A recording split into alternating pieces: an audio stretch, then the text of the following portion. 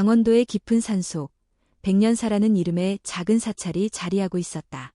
대도시에서는 이름조차 생소한 이곳은 오직 자연과 고요함만이 머무는 장소였다. 백년사는 예로부터 여성 스님들이 주로 머물던 수행처로 한때는 많은 이들이 드나들었지만 이제는 단 몇 명의 스님들만이 조용히 그 자리를 지키고 있을 뿐이었다. 그 가운데에서도 가장 연장자인 진명 스님은 올해로 90을 바라보는 노스님이었다. 그러나 그녀의 눈빛은 여전히 깊고 또렷했으며 그 안에는 수십 년의 고요한 세월이 깃들어 있었다. 사람들은 그녀를 단지 스님이라기보다는 이 산을 지키는 마지막 불빛이라 불렀다. 어느 늦가을 아침, 진명 스님은 평소보다 일찍 대웅전 앞에 나와 앉아 있었다. 붉게 물든 단풍잎들이 바람에 흔들리며 천천히 땅에 떨어지고 있었고 공기는 서늘하고도 맑았다. 하지만 그날따라 공기 속에는 설명할 수 없는 묘한 긴장감이 감돌았다. 혜원 스님은 그녀의 곁으로 다가가 조용히 합장했다. 스님, 오늘은 유난히 새벽이 차가운 듯합니다. 안으로 드시지요. 진명 스님은 고개를 들고 혜원 스님을 바라보았다. 눈빛은 평소와 달리 멀리 과거의 무언가를 떠올리는 듯 흐릿했다. 혜원아, 너는 요즘 이상한 기운을 느끼지 않았느냐? 혜원 스님은 잠시 망설였다. 최근 몇 주간 그는 종종 대웅전 뒤쪽에서 들려오는 희미한 소리에 잠을 설쳤다. 바람 같기도 하고 누군가 우는 듯한 소리 같기도 했다. 하지만 말로 표현하기에는 너무도 막연한 감각이었기에 그는 지금껏 그저 착각이라 여겼다. 사실 저도 몇 번 설명할 수 없는 기운을 느낀 적이 있습니다. 마치 누군가가 절 안을 맴도는 듯한 느낌이었습니다. 진명 스님은 천천히 고개를 끄덕였다. 그럴 줄 알았다. 백년사에 다시 바람이 불고 있다. 그 바람은 단순한 계절의 흐름이 아니다. 어떤 영혼이 돌아오고 있는 것이다.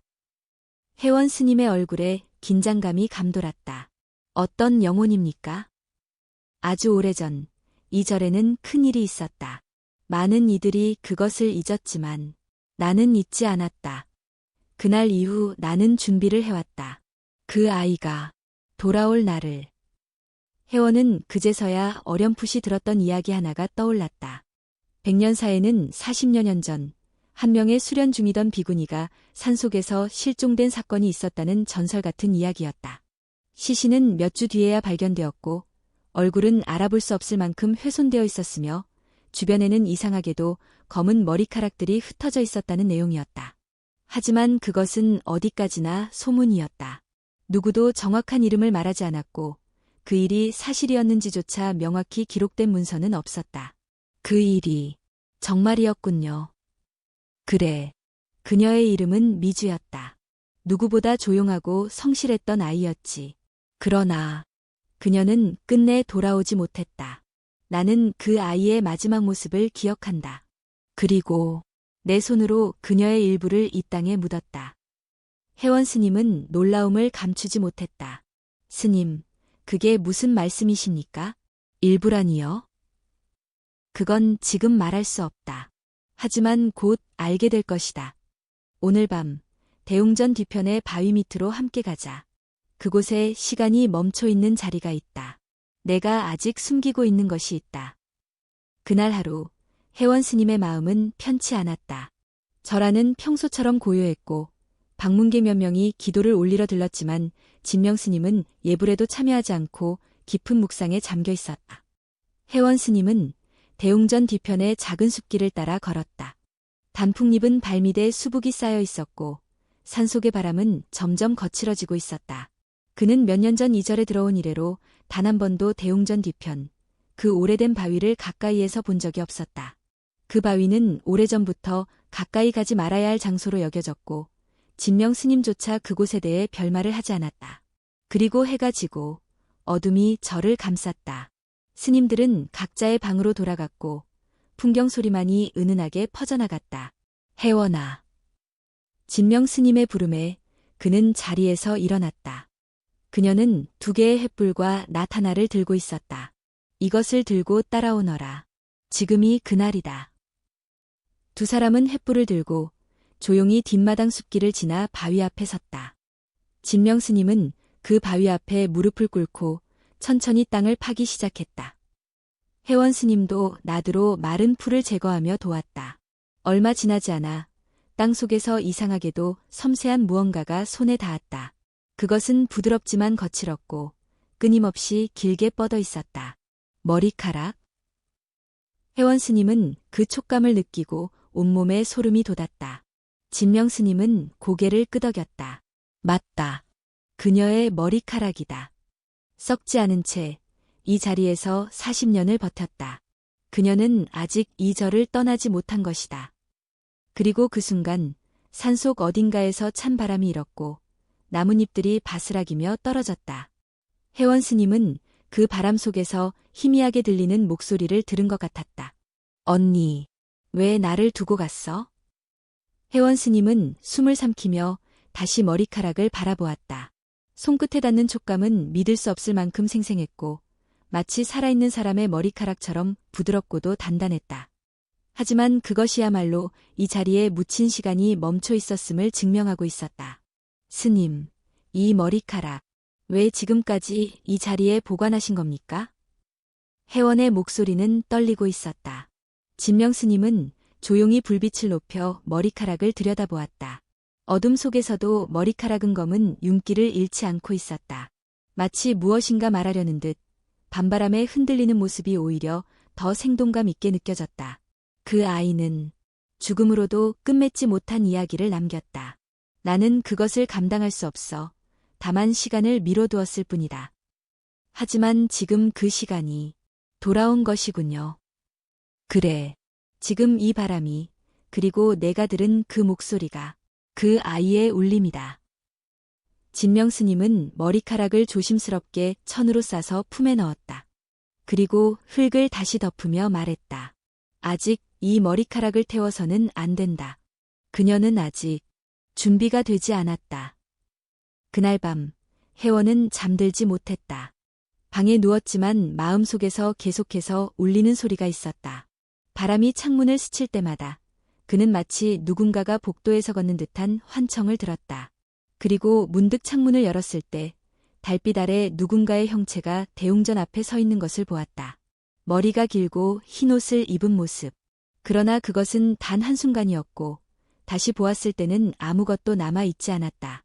다음 날 아침, 백년사의 공기는 더욱 묘하게 흘렀다. 스님들은 평소와 다름없이 예불을 드리고 있었지만 분위기에는 어딘가 모르게 긴장감이 스며 있었다. 특히 진명 스님은 예불 중에도 몇 번씩 창밖을 바라보며 무언가를 계산하는 듯한 눈빛을 보였다. 그리고 그날 오후 낯선 인물이 백년사를 찾았다. 그녀는 40 중반쯤 되어 보이는 여성으로 이름은 유린이었다. 어깨까지 내려오는 머리는 헝클어져 있었고 얼굴은 수척했으며 눈은 불면에 시달린 흔적이 역력했다. 그녀는 절 마당에서 주저앉듯 앉아 있었다. 발은 맨발이었고 손에는 작고 오래된 가방 하나만 들려 있었다. 괜찮으십니까? 혜원이 다가가 물었다. 유리는 천천히 고개를 들었고 그 눈빛을 마주한 순간 혜원은 숨이 막히는 듯한 기분을 느꼈다. 그녀의 눈동자에는 슬픔과 공포가 한꺼번에 담겨 있었다. 동시에 어딘가 익숙한 느낌이 스쳐 지나갔다. 여기가 백년사인가요? 네, 맞습니다. 어서 안으로 들어오시지요. 몸이 많이 지쳐 보이십니다. 유리는 잠시 망설이다가 고개를 끄덕였다. 그녀는 혜원의 부축을 받아 천천히 안으로 들어왔다. 진명 스님은 이미 그녀의 등장을 알고 있었던 듯 조용히 차를 준비하고 기다리고 있었다. 어서 오십시오. 마음이 많이 무거워 보이시는군요. 유리는 차마 눈을 마주치지 못하고 고개를 숙였다. 그리고 차를 마시던 중 떨리는 손으로 말을 꺼냈다. 요즘 꿈을 자주 꿉니다. 매일 밤 머리가 긴 여자가 나와서 저를 바라봅니다. 울면서 저를 원망하는 눈빛이에요. 그녀는 이렇게 말합니다. 언니, 왜 나를 두고 갔어? 진명 스님은 말없이 그녀를 바라보았다. 혜원은 숨을 삼키고 어젯밤 자신이 들었던 그 속삭임과 그녀의 말이 정확히 일치함을 깨달았다. 언제부터 그 꿈을 꾸셨습니까? 한 달 전부터요. 처음에는 단순한 악몽이라 생각했어요. 하지만 시간이 지날수록 그 여자의 표정이 선명해졌고 목소리가 귀에 맴돌기 시작했어요. 그리고 그 여자의 얼굴이 점점 낯칡게 느껴집니다. 그 여자가 누구라고 생각하십니까? 유리는 고개를 떨구었다. 모르겠어요. 하지만 왠지 모르게 죄책감이 들어요. 내가 정말 무언가 잘못한 게 있는 건 아닌가 싶어요. 그래서 여기에 오게 되었어요. 그 순간 진명 스님은 천천히 입을 열었다. 그대가 이곳에 발걸음을 한 것 자체가 인연의 끈이 다시 이어지고 있다는 증거입니다. 죄를 지었다면 그 죄를 마주하고 기억하지 못한다면 그 기억을 찾으러 가야 합니다. 백년사는 그런 인연들을 받아들이는 장소이지요. 혜원은 그 말을 듣고 마음속에서 무언가 묵직하게 움직이는 것을 느꼈다. 그리고 유린의 눈빛을 다시 바라보았을 때 그녀가 어쩌면 단순한 방문객이 아닐 수도 있다는 확신이 생겼다. 그날 밤 유리는 작은 선방에 머물게 되었고 혜원은 그녀의 방 앞을 조용히 지켰다. 한밤중 그는 문득 문틈 사이로 이상한 소리를 들었다. 유린이 혼잣말을 하고 있었다. 미주아, 내가 정말 그랬니? 나도 너무 무서웠어. 혜원은 가만히 문 앞에 앉아 그 소리를 들으며 마음을 다잡았다. 이제 과거의 그림자가 정말로 이 절로 돌아오고 있었다.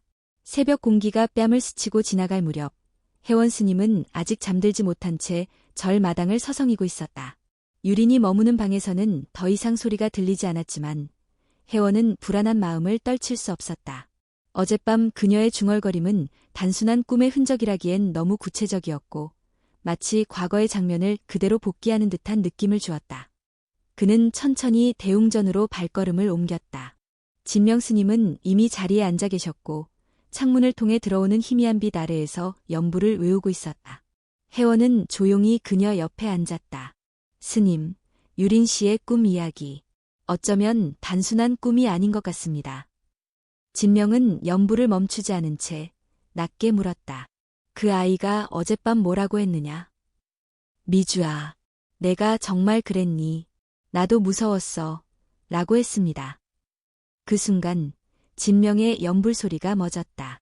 그녀는 천천히 눈을 떴고 오래도록 말없이 앉아있다가 마침내 입을 열었다. 미주는 이 절에서 사라진 비구니의 이름이다.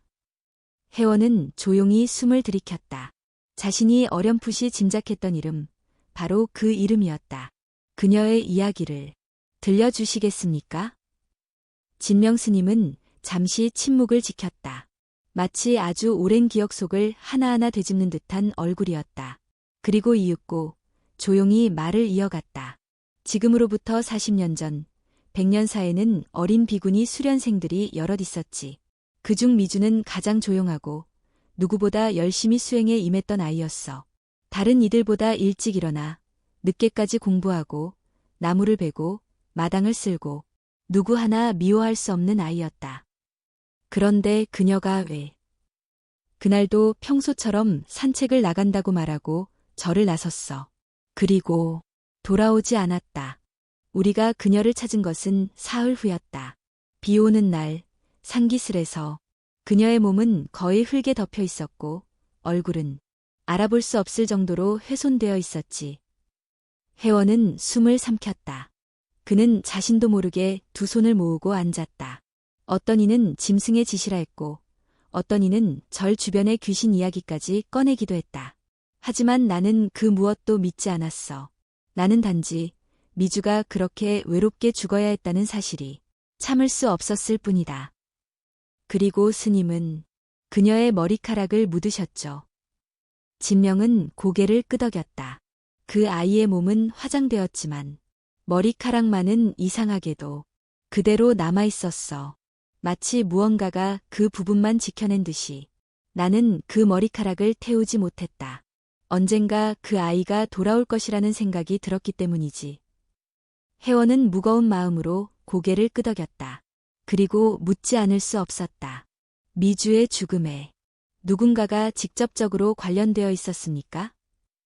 진명은 한참 동안 답하지 않았다. 하지만 그녀의 눈빛은 이미 그 대답을 품고 있었다. 마침내 그녀는 낮게 말했다. 그 당시 미주와 함께 지내던 수련생 중에 설인이라는 아이가 있었다. 두 사람은 마치 자매처럼 붙어 다녔지. 하지만 어느 순간부터 관계가 흔들리기 시작했고 마지막으로 미주가 말을 나눈 사람도 설인이었다. 그 후 설인은 저를 떠났습니까? 그렇다.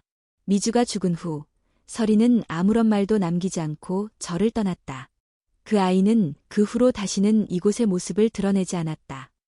혜원은 깊은 한숨을 내쉬었다. 그리고 마음속으로 하나의 이름을 떠올렸다. 유린. 혹시 유린이 전생의 설인이라면?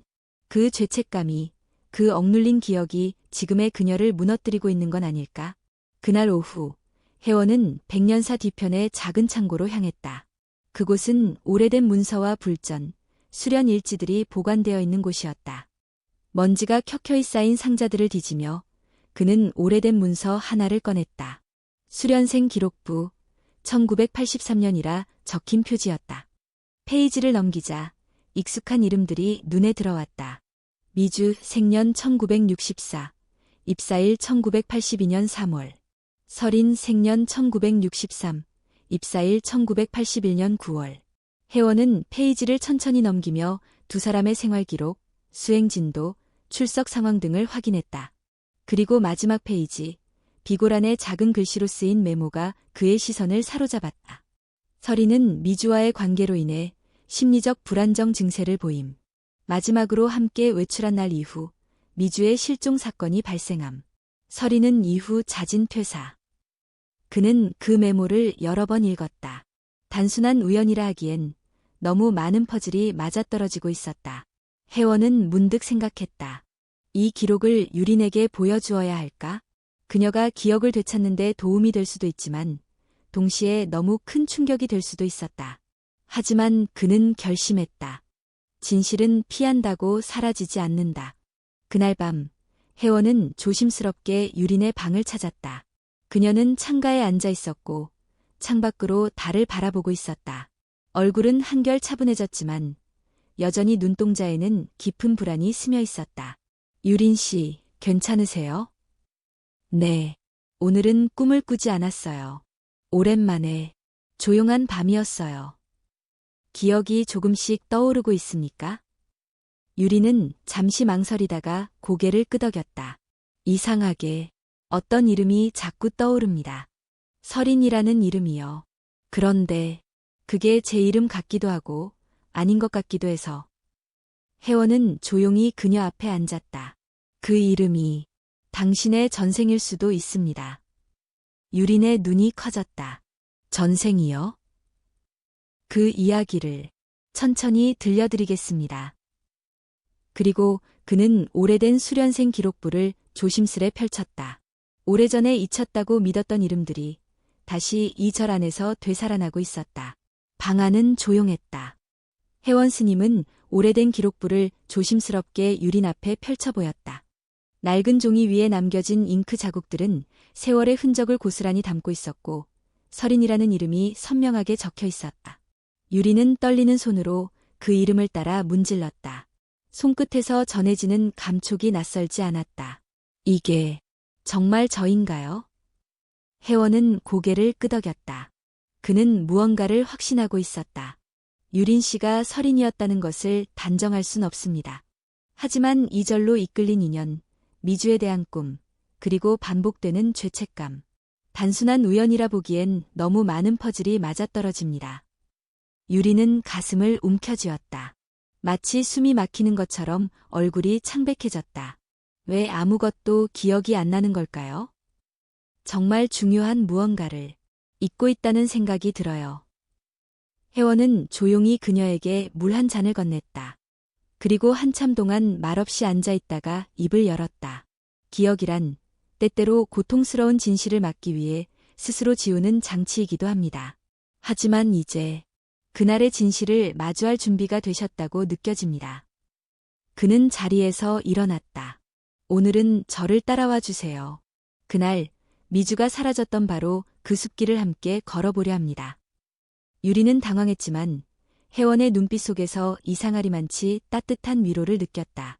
그녀는 조심스럽게 고개를 끄덕였다. 백년사 뒷산으로 이어지는 작은 숲길은 오래전부터 거의 사용되지 않아 있었다. 낙엽이 수북이 쌓여 있었고 나뭇가지들이 길을 반쯤 가로막고 있었다. 그 길은 미주가 마지막으로 걸었던 길이라고 알려진 곳이었다. 혜원은 손전등을 들고 앞장섰고 유리는 조용히 그의 뒤를 따랐다.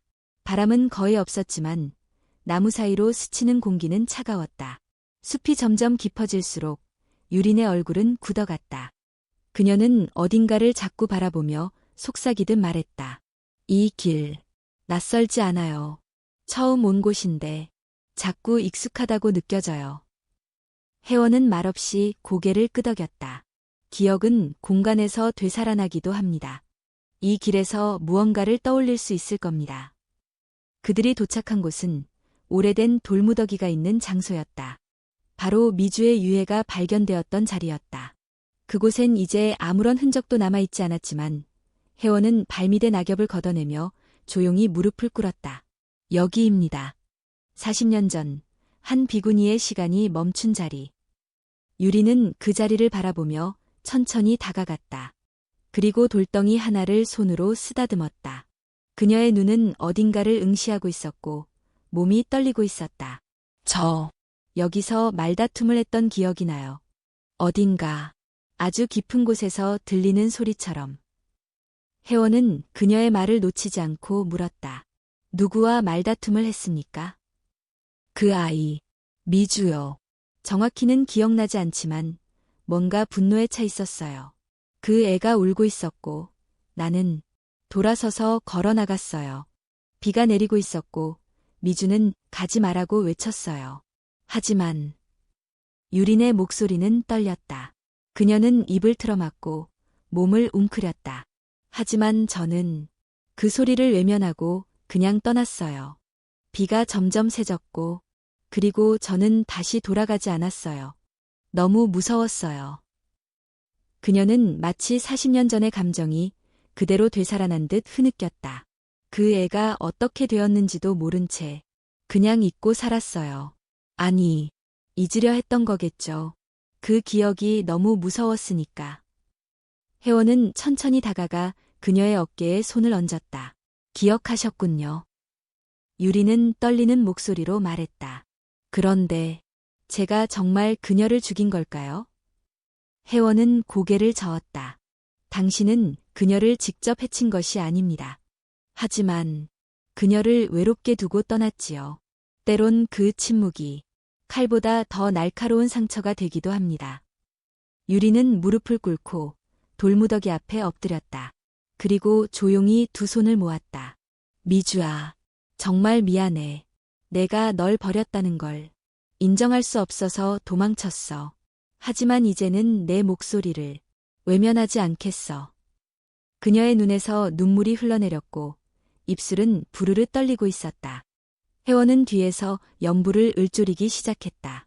그 울림은 숲속 깊이 스며들었고 마치 바람도 숨을 죽인 듯 고요해졌다.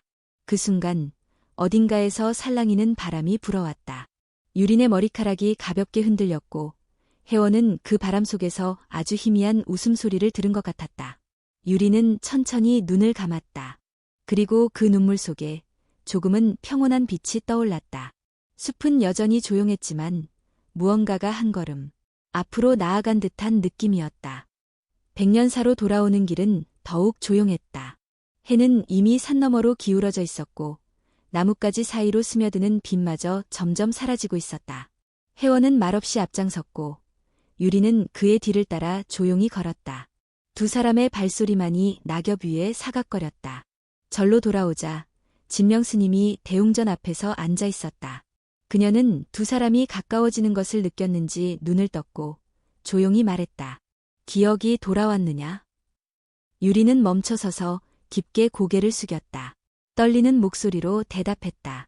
네, 일부는 떠올랐습니다. 미주와의 마지막 순간이 아직도 귀에 맴도는 듯합니다. 진명은 조용히 고개를 끄덕였다. 그 기억은 내가 감당할 수 없어 묻어두었던 것이다. 하지만 이제 내 마음이 그것을 마주할 준비가 되었기에 떠오른 거지. 유리는 입술을 꼭 다물었다. 아직도 마음 깊은 곳엔 설명할 수 없는 두려움이 남아있었다. 혜원은 그녀를 향해 물었다. 그날 이후 미주의 모습이 꿈에 다시 나타났습니까? 아직은 아니에요. 하지만 낮잠을 자는데 갑자기 누군가 창밖을 바라보는 느낌이 들었어요. 분명히 아무도 없었지만 어떤 기운이 머물고 있었어요. 그 말에 진명 스님은 눈을 감았다. 그 아이는 아직 이 절을 떠나지 못하고 있다. 풀리지 않은 감정이 남아있으니까 우리가 더 깊이 그녀의 마음을 이해하지 않으면 영원히 머물 수밖에 없다. 그날 밤 백년사의 기운은 더욱 무거워졌다. 달빛조차 희미하게 가려지고 평소에 들리던 풍경 소리도 어딘가 뭉툭하게 들렸다. 혜원은 절 마당을 돌며 기도를 올리고 있었고 유리는 자신의 방 창문을 열고 밤하늘을 바라보고 있었다. 바람이 없는데도 커튼이 살짝 흔들렸다. 그녀는 갑작스레 한기가 올라오자 담요를 두르며 몸을 떨었다.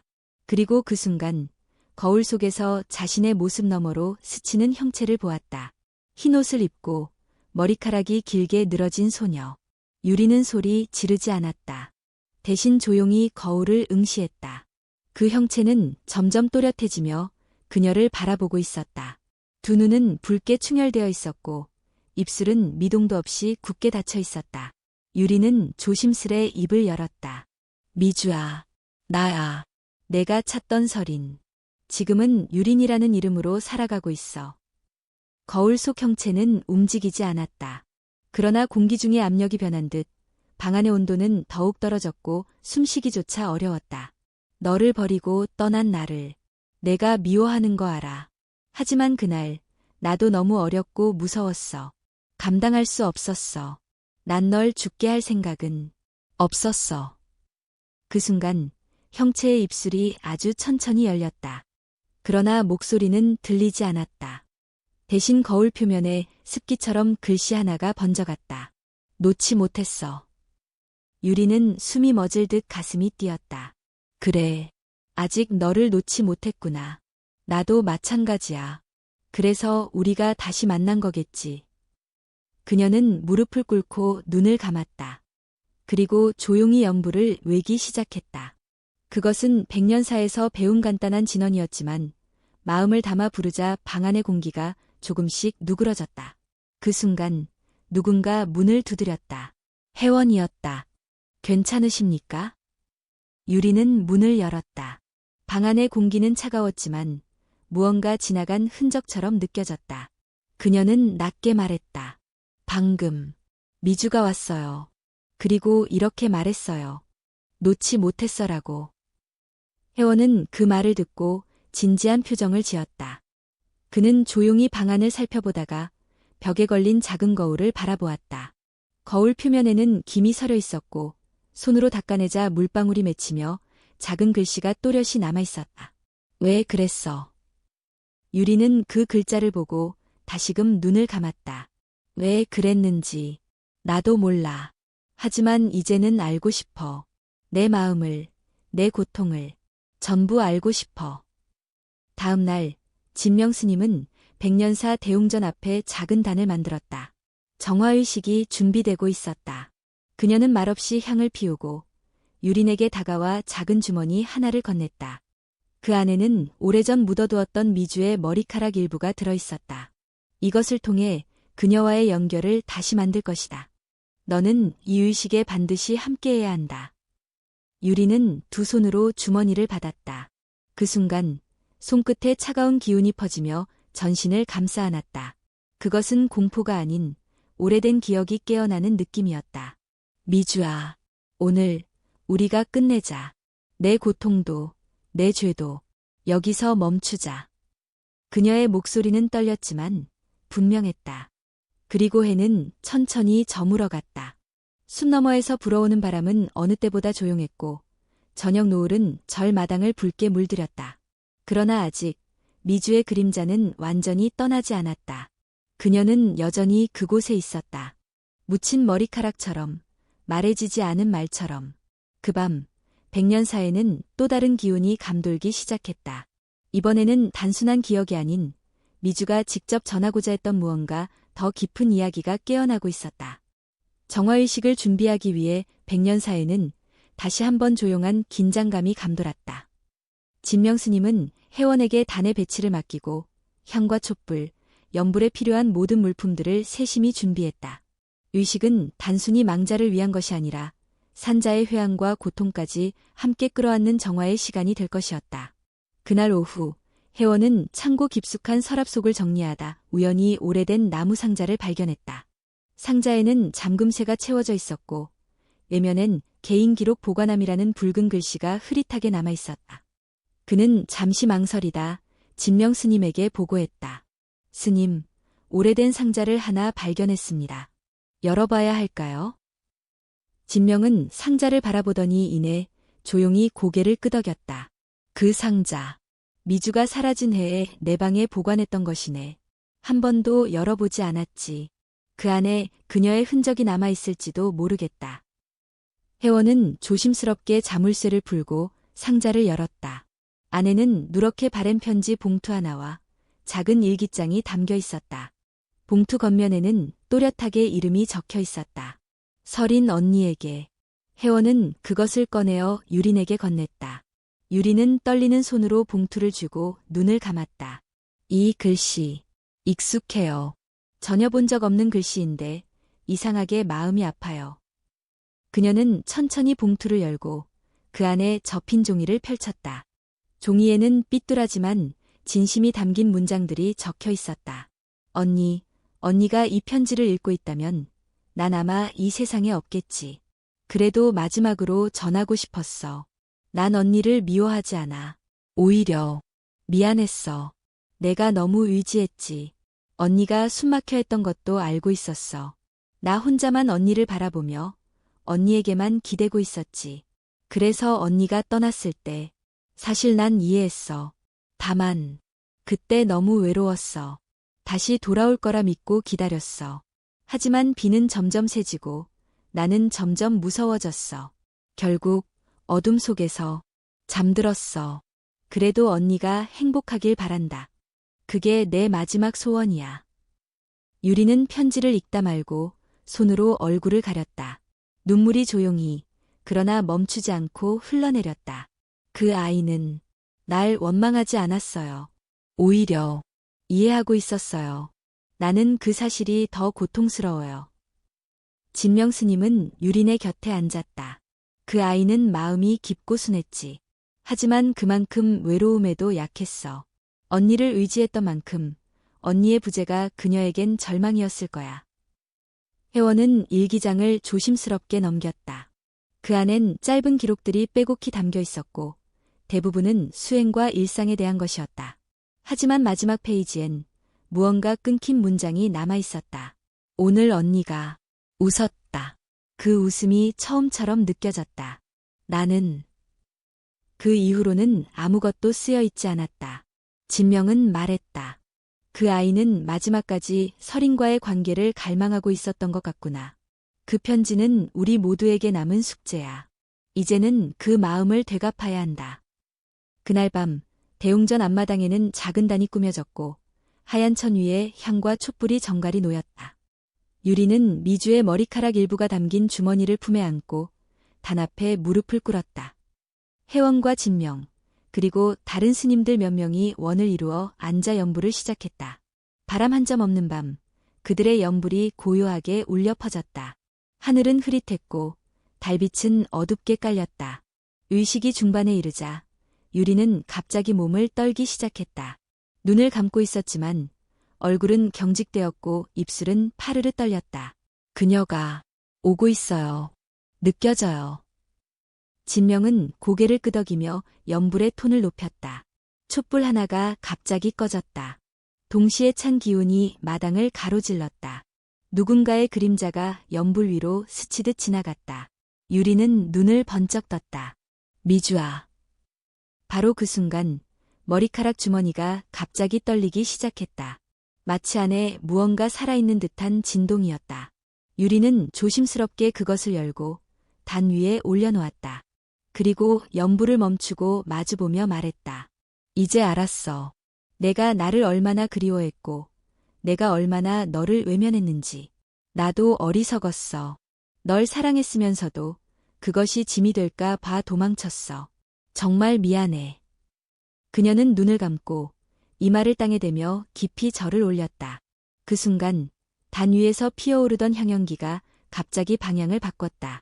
마치 누군가가 지나가며 흔들고 간 듯 향은 동그랗게 흩어졌다. 그리고 갑자기 공기 중에 낮고 부드러운 속삭임이 들렸다. 괜찮아. 유리는 눈을 떴다. 그 소리가 현실이었는지 마음속에서 들린 것인지 알 수 없었다. 하지만 그 한마디는 마치 오랜 시간 무너져 있던 내면의 벽을 허물어버렸다. 진명은 조용히 속삭였다. 그 아이가 용서했구나. 연불이 끝나고 모두가 깊은 절을 올렸다. 머리카락은 여전히 단 위에 놓여 있었지만 그 안에 담겨있던 기운은 이제 차분하게 가라앉아 있었다. 유리는 조용히 손을 뻗어 그것을 감쌌다. 그녀의 눈빛에는 슬픔이 있었지만 동시에 처음으로 안도감이 깃들어 있었다. 그리고 그날 밤 유리는 꿈을 꾸지 않았다. 처음으로 완전히 깊은 잠에 빠졌다. 백년사의 밤은 고요했고 산바람은 따뜻했다. 오랜 원한의 기운은 비로소 풀려가고 있었고 다음날 떠오를 햇살은 오랫동안 닿지 않았던 자리까지 비추기 시작할 것이었다. 새벽의 공기가 산사를 부드럽게 감쌌다. 정화의식이 끝난 다음날 백년사의 아침은 이상하리만치 평온했다. 마당을 스치는 바람은 차분했고 하늘은 맑았으며 풍경 소리도 오랜만에 맑게 퍼져나갔다. 유리는 오랜 불면에서 깨어나 처음으로 평화롭게 잠든 밤을 보냈고 아침 햇살을 맞으며 작은 미소를 지었다. 그녀는 대웅전 앞에 앉아 명상하는 진명 스님을 바라보았다. 혜원 스님은 그녀에게 따뜻한 보리차를 건넸다. 한결 나아 보이십니다. 유리는 고개를 끄덕이며 말했다. 정말 꿈도 꾸지 않았어요.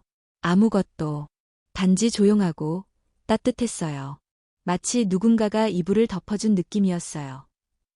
혜원은 미소를 지었지만 마음 한켠에서는 여전히 조심스러운 긴장이 흐르고 있었다. 모든 것이 마무리된 듯했지만 어딘가 불완전한 느낌이 남아있었다. 그날 오후 혜원은 진명 스님에게 조용히 다가가 물었다. 스님, 정말 미주의 원령이 떠난 것일까요? 진명은 눈을 감은 채 대답했다. 그 아이는 한 걸음 물러섰을 뿐이다. 하지만 완전히 떠났다고 단언하긴 어렵지. 전생의 인연이 깊을수록 혜원의 길도 길게 이어진다. 그녀의 원한이 아니라 슬픔이 머물 가능성이 높다. 혜원은 그 말의 의미를 곱씹었다. 슬픔은 원한보다 오래 남는다. 그것은 사라지기보다 조용히 사람 곁에 머물며 삶을 흔드는 감정이었다. 그날 저녁, 유리는 산책을 위해 사찰 뒤쪽 오솔길로 향했다. 붉게 물든 단풍잎이 바람에 흔들렸고 그녀는 조용히 걷다가 어느 순간 발걸음을 멈췄다. 앞쪽 나무 사이에서 누군가가 그녀를 보고 있었다. 처음엔 방문객이려니 생각했지만 그 형체는 이상하게도 움직이지 않았다. 어둠에 섞인 그림자, 그러나 그 안에는 분명 사람의 실루엣이 있었다. 긴 머리, 희미한 흰옷, 그리고 그녀를 향한 시선. 유리는 숨을 들이마시고 그쪽으로 다가갔다. 그러나 나무에 가까워지자마자 그림자는 사라지고 없었다. 마치 처음부터 존재하지 않았던 것처럼. 그녀는 뒤를 돌아보았지만 아무도 없었다. 그날 밤 유리는 다시 꿈을 꾸었다. 꿈속에서 그녀는 자신이 서 있던 자리를 내려다보고 있었다. 눈앞에는 흙과 돌무더기가 있었고 그 아래에는 자신이 아닌 또 다른 존재가 묻혀 있었다. 그리고 귀에 익은 목소리가 들렸다. 설인, 아직 끝난 게 아니야. 잠에서 깬 유리는 숨이 가쁘게 몰아쉬었다. 방 안은 조용했지만 창밖에서는 나뭇가지가 흔들리는 소리가 연이어 들려왔다. 그녀는 자리에서 일어나 창을 열었고 산 너머에서 어렴풋이 피어오르는 안개 속에서 누군가의 그림자를 본 듯했다. 다음 날 유리는 혜원과 함께 다시 돌무더기 있는 자리로 향했다. 혜원은 그녀의 얼굴에서 잠 못 이룬 흔적을 읽었다. 다시 그 아이가 보였습니까?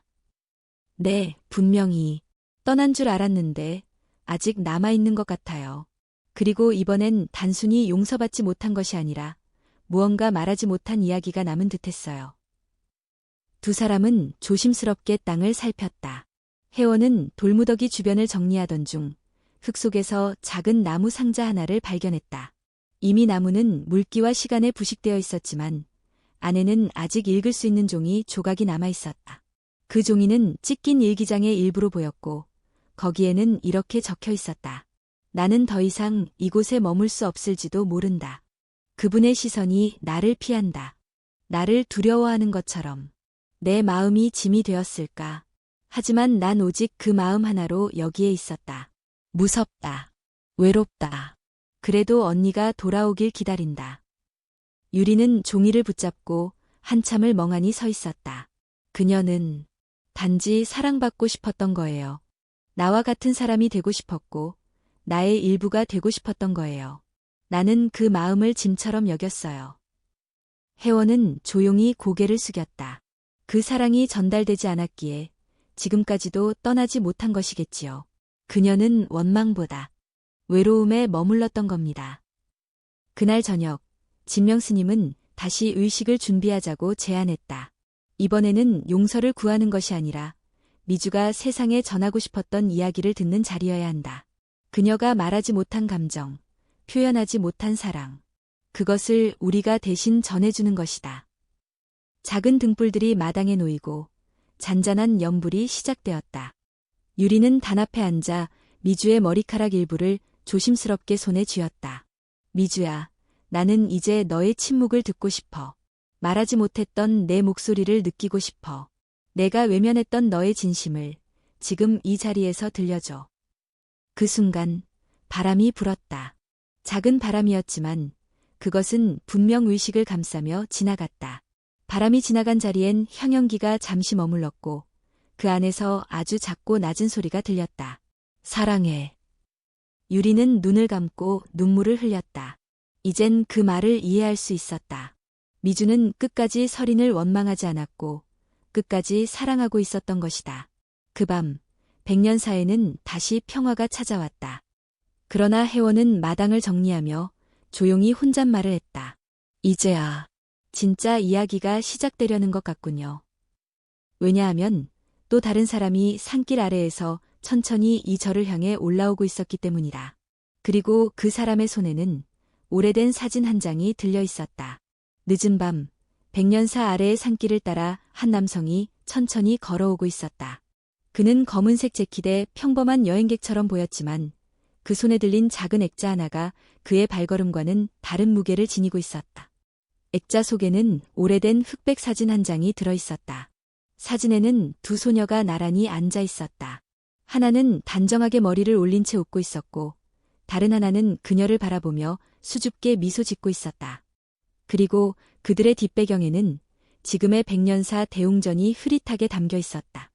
남자는 절 입구에 다다라 조용히 주변을 둘러보았다. 밤은 고요했지만 그 고요함 안에 오래된 이야기가 아직 끝나지 않았음을 느낄 수 있었다. 마당으로 들어선 그는 조심스럽게 문을 두드렸다.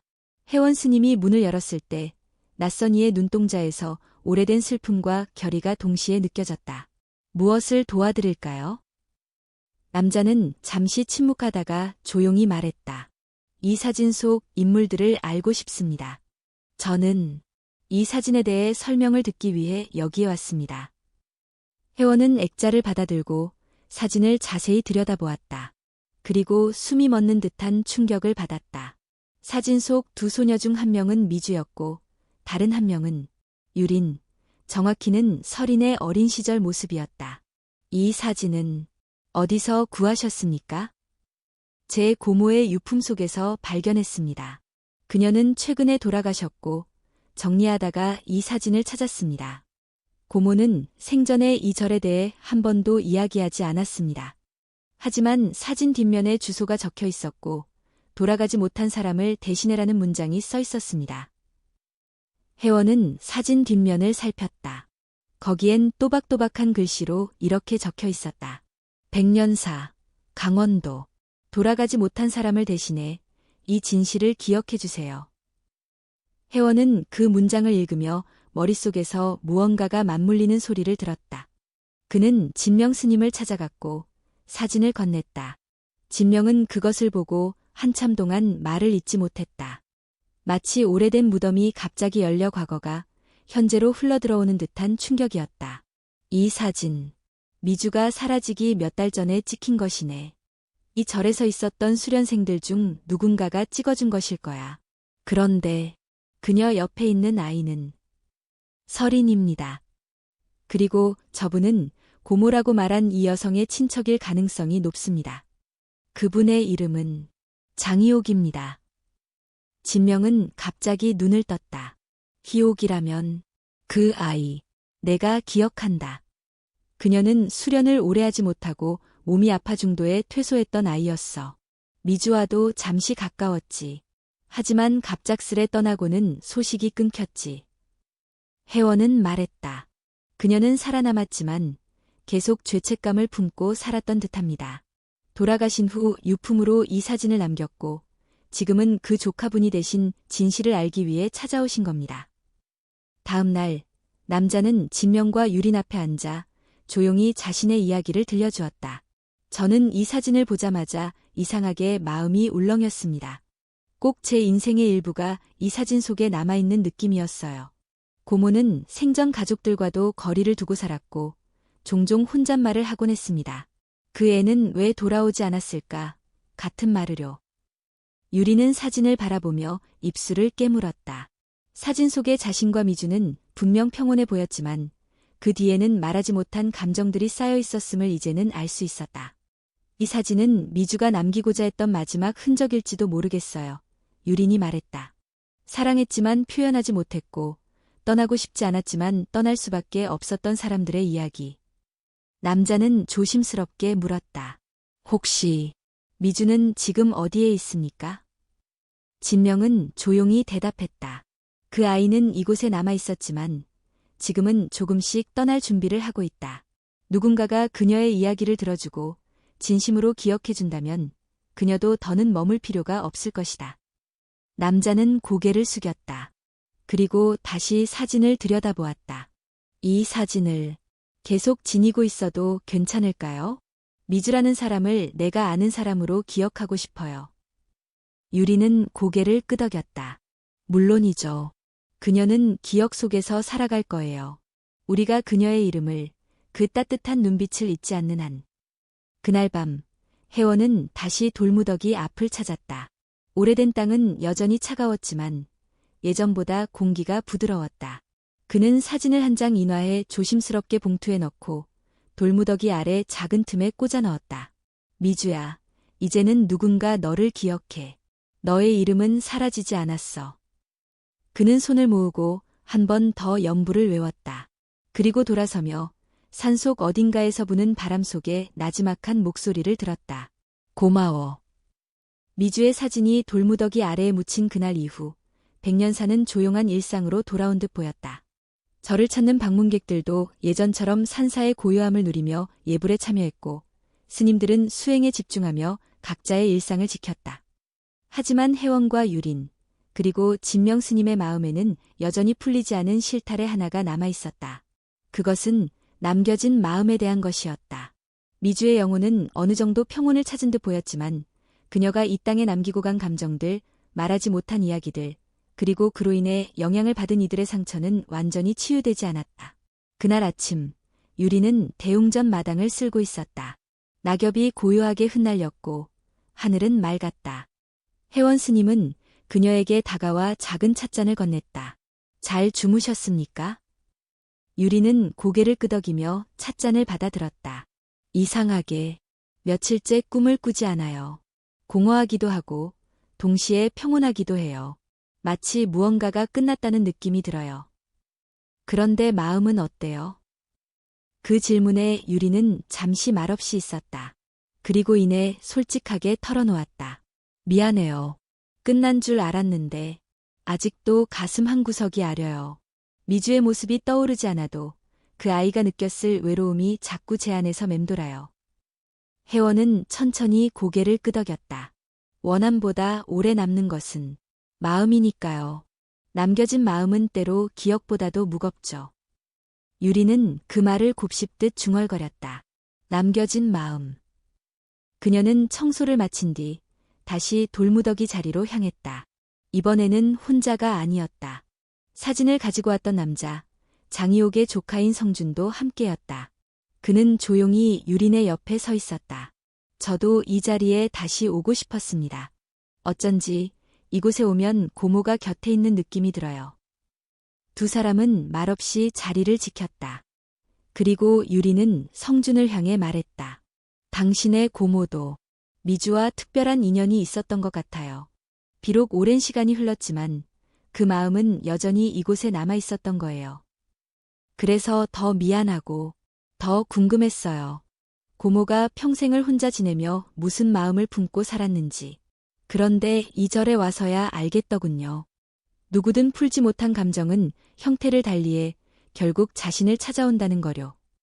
유리는 미소 지었다. 맞아요.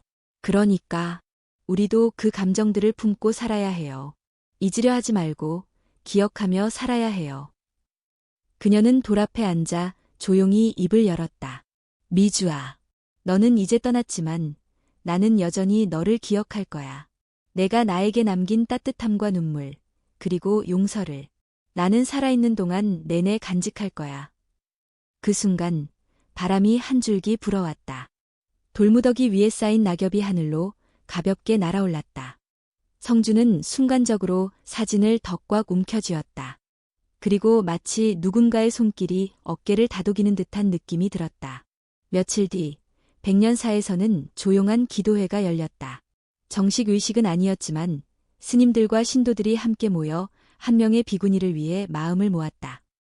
진명 스님은 작은 단상 위에 미주의 이름을 적은 목패를 올려놓았다. 그녀는 이 절에서 수행하던 이였고 외로운 생을 마감했지만 우리는 그 이름을 기억할 것입니다. 그녀의 마음이 남아있는 이 땅에서 우리는 더 따뜻하고 조용한 자비를 행해야 합니다. 혜원은 옆에서 고개를 숙였다. 그리고 유린 역시 손을 모은 채 눈을 감았다. 그날의 기도는 짧았지만 마음 깊은 곳까지 스며드는 시간이 되었다. 의식이 끝난 후 혜원은 유린에게 다가와 조용히 말했다. 유린 씨, 이제 이 절을 떠날 준비가 되셨습니까? 유린은 잠시 하늘을 바라보았다. 가을 하늘은 높고 구름은 천천히 흘러가고 있었다. 그녀는 미소를 지으며 대답했다. 아니요. 오히려 여기에 조금 더 머무르고 싶어요. 이곳에서 내가 어떤 사람이었는지, 어떤 사람으로 남고 싶은지 다시 생각하고 싶어요. 혜원은 고개를 끄덕이며 말했다. 그 선택은 좋은 선택입니다. 떠나는 것도, 머무는 것도 결국 마음의 흐름을 따르는 것이니까요. 그날 저녁, 유리는 작은 노트에 무언가를 쓰기 시작했다. 내 이름은 유린, 그리고 전생의 이름은 설인. 나는 한 아이를 외롭게 했고, 결국 그녀를 떠나보내는데 수십 년이 걸렸다. 하지만 나는 그 아이에게 용서를 받았고, 동시에 나 자신도 조금씩 용서하게 되었다. 나는 그 아이의 이름을 기억할 것이다. 매일, 매년, 이 절을 거쳐가는 모든 바람 속에서. 그녀는 글을 마치고 조용히 창문을 열었다. 밖에서는 늦가을 바람이 절 주변을 부드럽게 감싸고 있었다. 그녀는 그 바람을 들이마시며 속삭였다. 미주야, 이제 안녕. 그 순간 어디선가 은은한 풍경 소리가 들려왔다. 아무도 건드리지 않았지만 분명히 그것은 울리고 있었다. 그리고 그 소리는 마치 응답처럼 느껴졌다. 겨울이 가까워질수록 백년사의 바람은 한층 더 차가워졌다. 나무들은 대부분 잎을 떨구었고 산사의 풍경은 고요함 속에 더욱 선명해졌다. 그러나 그 고요함 속에는 이전과는 다른 기운이 감돌고 있었다. 미주의 원혼이 머물렀던 자리는 이제 더 이상 음울하거나 서늘하지 않았다. 마치 누군가의 발걸음이 닿은 땅이 다시 온기를 되찾은 듯 절 전체에 잔잔한 기운이 퍼지고 있었다. 유리는 여전히 절에 머물고 있었다. 그녀는 매일 아침 대웅전에서 진명 스님과 함께 예불을 올렸고 낮에는 혜원 스님을 도우며 절 주변을 정리했다. 밤이면 작은 방에서 명상을 하거나 조용히 기록을 남겼다. 그녀의 얼굴엔 평온함이 깃들어 있었지만 그 눈빛은 더 깊고 단단해져 있었다. 혜원 스님은 그런 유린을 조용히 지켜보며 문득 이렇게 말했다. 유린 씨는 이제 이곳의 사람이 되어가고 있습니다. 이름만 바뀐 것이 아니라 마음이 이 절과 함께하고 있어요. 유리는 웃으며 대답했다. 처음엔 여기를 떠날 생각만 했어요. 하지만 지금은 여기에 있어야 할 이유를 매일 새롭게 느끼고 있어요. 미주가 남겨준 감정들, 그 아이가 품었던 외로움. 그것을 잊지 않기 위해서라도 저는 이곳에 남고 싶어요. 진명 스님은 그런 유린에게 수행복 한 벌을 내주었다. 그것은 정식 출가자의 복장은 아니었지만 그녀의 선택을 존중하고 축복하는 의미였다. 지금은 아직 갈림길에 서 있는 상태다. 그러나 그 마음이 계속 같다면 너는 언젠가 이 길을 자연스럽게 걷게 될 것이다. 유리는 두 손으로 그 복장을 받아들며 조용히 고개를 숙였다. 감사합니다. 제게 이런 기회를 주셔서. 며칠 후 백년사에서는 작은 행사가 열렸다. 그동안 절을 거쳐간 사람들, 그리고 미주와 인연이 있었던 몇몇 스님들까지 모여 작고 조용한 위령제를 준비했다. 단상 위에는 미주의 이름이 새겨진 나무패가 다시 놓였고 그 옆에는 그녀와 설인이 함께 찍은 사진이 작게 세워져 있었다. 진명 스님은 의식을 시작하며 말했다. 오늘은 한 사람의 이름을 기억하는 날입니다. 그녀는 이 절에서 짧은 시간을 보냈지만 그 마음은 오랜 시간 우리 곁에 머물렀습니다. 그녀의 존재는 더 이상 원한이 아닌 자비와 용서, 그리고 회원의 길로 이어졌습니다. 회원과 유리는 연불을 올리며 촛불을 밝혔다. 참석한 모든 이들도 함께 손을 모았다. 그날 바람은 잔잔하게 불었고 한겨울의 냉기가 무색할 만큼 따뜻한 기운이 감돌았다.